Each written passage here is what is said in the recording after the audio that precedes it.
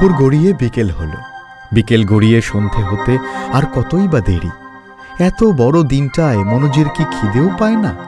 সেই ঘোড়ার পিঠে চেপে ছুটছে তো ছুটছে। ভোলার খিদে পেয়েছে। সে মনে মনে বিরক্ত হয় আর বিড়বিড় করে বলে, ঘোড়ার পিঠে চাপলে মনিবের আর কোনো দিকে হুঁশ থাকে না, খিদের কথাও ভুলে যান। বাপের জন্মেও এমন ঘোড়া পাগলা লোক দেখিনি। পশ্চিম আকাশে সূর্য ঢলে পড়ে। মনোজ হঠাৎ ঘোড়ার লাগাম টেনে ধরল আর চারদিকে তাকিয়ে আপন মনে বললে, বাহ, ভারী সুন্দর জায়গাটি তো। কোন গ্রাম? এ হচ্ছে সেই বাঘমারা গ্রাম। রাজধানী থেকে খুব বেশি দূরে নয়। এই এলাকায় জগঝম্প সামন্তের সৈন্যদের সঙ্গে সম্রাটের সৈন্যদের তুমুল যুদ্ধ হয়েছে। ঘরবাড়ি ছেড়ে গাঁয়ের লোকজন তাই পালিয়ে গেছে। পথে ঘাটে কোনো লোকজন নেই। বাড়িঘর পথঘাট সব খাঁ খাঁ করছে। কিন্তু প্রকৃতি যেন তার ভাণ্ডারের সৌন্দর্য এখানে উজাড় করে ঢেলে দিয়েছে। চারিদিকে পাহাড় আর স্নিগ্ধ আলো আঁধার ভরা বন।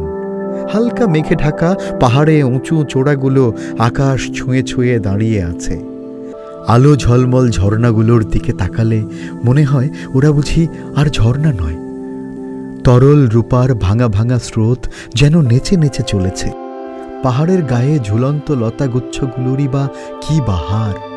ফুরফুরে হাওয়া ওদের দোল দিচ্ছে, আর ওর গলা জড়িয়ে ধরে লতাগুলো দিন রাত কি খেলাই না খেলছে। বাঘমারা পৌঁছে মনোজ মুগ্ধ হয়ে গেল। তাকালেই চোখ জুড়িয়ে যায়। পাহাড়ের কোল ঘেঁষে সরকারি বড় রাস্তা। মনোজ ঘোড়ার লাগাম ঢিলে করে। ক্লান্ত ঘোড়া ঘন বনের পাশ দিয়ে খুটখুট শব্দে আপন মনে ধীরে ধীরে চলে, আর মনোজ দু চোখ ভরে প্রকৃতির শোভা দেখে। সন্ধে হতে আর বেশি দেরি নেই। প্রায় মাইলখানেক যেতে হবে সেই ঘন বনের পাশ দিয়ে। হেলে দুলে বাদশাহী চালে মনোজের ঘোড়া হাঁটি হাঁটি পা পা করে এগোয়। রাস্তার কাছাকাছি বনের ভেতর মস্ত বড় একটা কাঠবাদামের গাছ। সকাল থেকে তারই ছায়ায় বসে সেই পড়ুয়া শেয়াল দুটো বই পড়ছে। পড়তে পড়তে হঠাৎ তারা চমকে ওঠে, কান খাড়া করলে। কিসের যেন একটা শব্দ তাদের কানে গেল। তাড়াতাড়ি করে চারদিক তাকিয়ে দেখলে, না না না, ও কিছু নয়। একটা বেজি তাদের সামনে দিয়ে ছুটে পালাচ্ছে। কিন্তু বাছা ধন, যাবে কোথায়? বইটায় একটা চুমু দিয়ে দুই বন্ধু পড়া বন্ধ করল, আর কাঠবাদাম গাছের তলায় ঝরে পড়া পাতা থেকে চট করে 3টি শুকনো পাতা বেছে নিলে। দুজনাই 3বার করে চাটল সেই পাতা 3টে। তার সঙ্গে সঙ্গে 3বার জোরে জোরে নিঃশ্বাস ফেললে।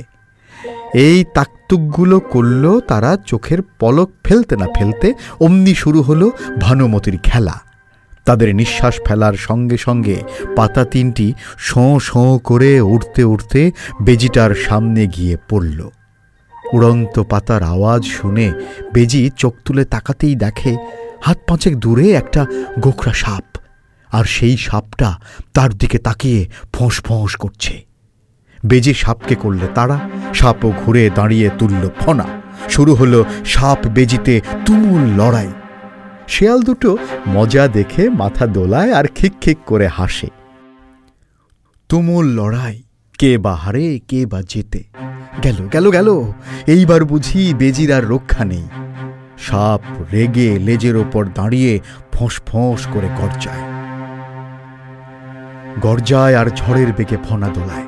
ফনা দোলাতে দোলাতে বেজির মাথা তাক করে মারে এক ছোবল।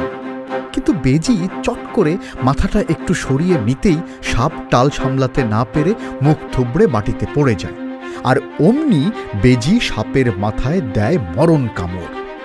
কিন্তু কামড় দিতেই বেচারা বেজি চোখ ছানাভরা করে লাফিয়ে ওঠে। ওরে বাবারে, এ কি হলো? কি সর্বনাশ! এ তো সাপের মাথা নয়, এ যে বুনো কচুর লতি।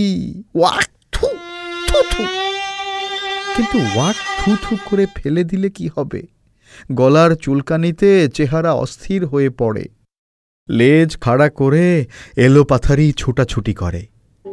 বুনো তো বুনো, একেবারে বাঘা বুনো। সেই বাঘা বুনো কচুর লতিতে দিয়েছে কামড়। আর কি রক্ষা আছে? জিভ আর গলায় বুনো কচু এমন ধরা ধরে যে বেচারা নিঃশ্বাস বন্ধ হয়ে যায়। বেজির দাপাতাপি দেখে শেয়াল দুটো খিক খিক করে হাসে। ওরা হাসে আর সে বেচারা চুলকানির দাপটে পাগল হয়ে ছুটোছুটি করে। বেজি ডানে বামে ছুটোছুটি করতে করতে হঠাৎ লেজ তুলে দেয় দৌড়, আর সে চোখের আড়াল হতেই দুই বন্ধু বইটায় আবার চুমু দেয়। তারপর 1 মিনিটও দেরি করে না, বই খুলে পড়তে বসে। কোনো দিকে তাকায় না, দুজন মাথা হেঁট করে বই পড়ে। সন্ধ্যা হয়ে এলো। মনোজ হঠাৎ কান খাড়া করে। বনের ভেতর কারা যেন ফিস ফিস করে কথা বলছে। সে ঘোড়ার লাগাম টেনে ধরে। ঘোড়ার চলা বন্ধ হয়।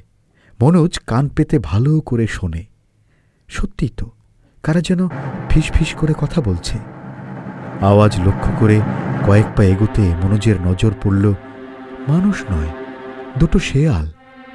কিন্তু এ কি অবাক কাণ্ড! শেয়ালের হাতে বই। মস্ত বড় একটা কাঠবাদাম গাছের গোড়ায় হেলান দিয়ে তারা বসে আছে। তাদের একজনের থাবায় ধরা রয়েছে একটা বই। মনোজ স্পষ্ট দেখল ঘেঁষাঘেঁষি করে বসে শেয়াল দুটো বইটার পাতা খুলে কি যেন দেখছে। মনোজ পায়ের গোড়ালি দিয়ে ঘোড়ার তলপেটে ঠোকর মেরে ইশারা করতেই আস্তে আস্তে পা ফেলে ঘোড়া 2 কদম এগিয়ে গেল। মনোজ আরও ভালো করে দেখল। তাজ্জব ব্যাপার, বইটা ওরা পড়ছে। শেয়াল বই পড়ছে। মনোজের চোখ কপালে ওঠে, তার মাথা ঘুরে যায়। এ কি তাজ্জব কাণ্ড! তবে কি সে স্বপ্ন দেখছে? তাড়াতাড়ি দুহাত দিয়ে চোখ রগড়ায়। জেগে আছে কিনা পরখ করার জন্য নিজের গায়ে চিমটি কাটে। এই তো চিমটি লাগলো। না, স্বপ্ন নয়, সে জেগে আছে। এই তো সে চোখ ছানাবড়া করে ঘোড়ার পিঠে বসে আছে।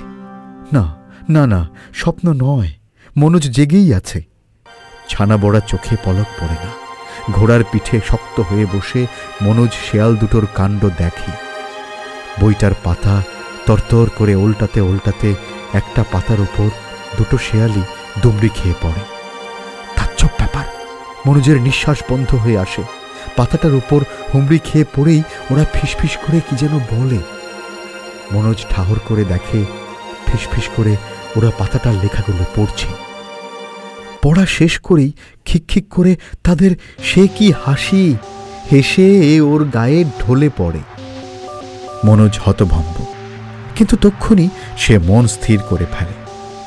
ঘোড়ার উপর পিঠ টান করে বসে। যা থাকে কপালে, এ রহস্য ভেদ করতেই হবে। বইটাতে কি লেখা আছে জানতেই হবে। অবাক কাণ্ড, জানোয়ার পড়ছে বই। যে করে হোক ও বই ওদের কাছ থেকে কেড়ে নিতেই হবে। মনোজ বইটা কেড়ে নেওয়ার মতলব আঁটে আর ঘোড়ার লাগাম আস্তে আস্তে একটু একটু করে টানে।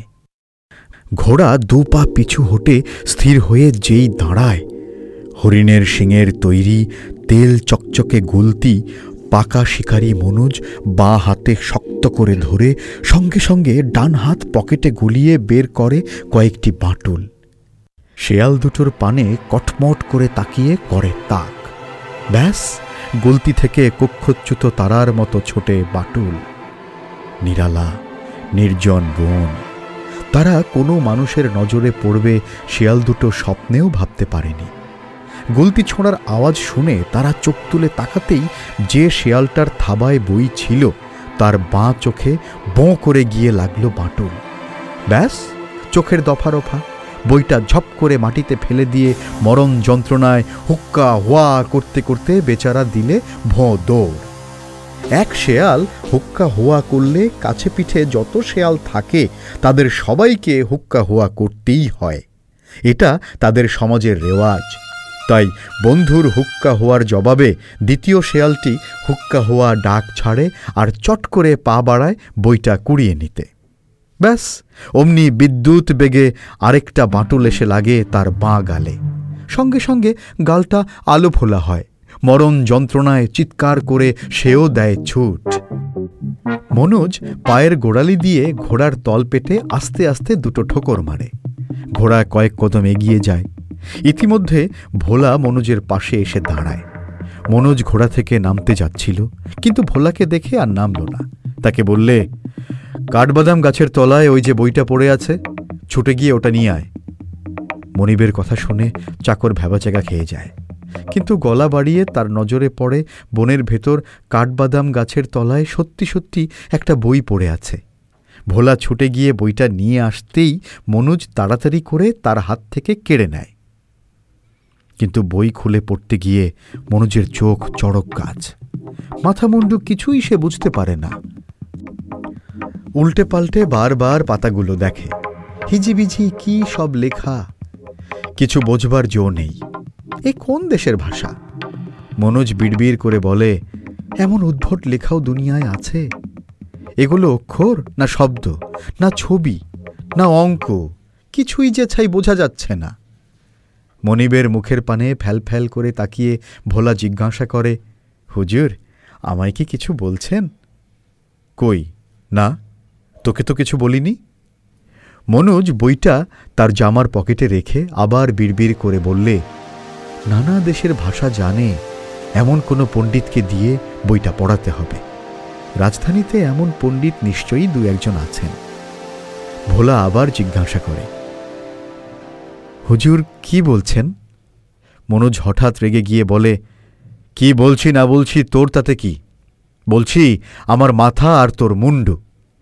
রাজধানী আর কত দূর তা জানিস? সবটাতেই কথা বলতে তো ওস্তাদ। এদিকে সন্ধ্যা যে পেরিয়ে যায় সেদিকে খেয়াল আছে?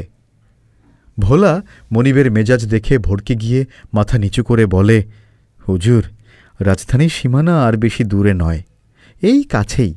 এ গ্রামের নাম বাঘমারা। এ পথ আমার চেনা, বছর 5 আগে এদিক পানে একবার আমি এসেছিলাম। সূর্য অস্ত গেছে, কিন্তু এখনো আবছা আবছা একটু আলো আছে। মনোজ বন থেকে বেরিয়ে ঘোড়ার লাগামে হঠাৎ খুব জোরে একটা হ্যাঁচকা টান মেরে তক্ষুনি লাগামটা ঢিলে করলে, আর অমনি ঝড়ের বেগে ছুটল ঘোড়া। সরকারি বড় রাস্তা ধরে সোজা রাজধানী পানে ছুটছে ঘোড়া। মনোজ মনে মনে হাসে, শেয়াল দুটো আচ্ছা জব্দ হয়েছে। একটা শেয়ালের গালে লেগেছে, দিন 2 আলো ফোলা গাল টনটন করে সেরে যাবে। কিন্তু ও ব্যাটার, ওর চোখের দফা রফা করে দিয়েছি, বোঝ এখন। কানা চোখ দিয়ে বন বাজারে ঘুরে ঘুরে মর। মনোজ খুশিতে বাগবাগ।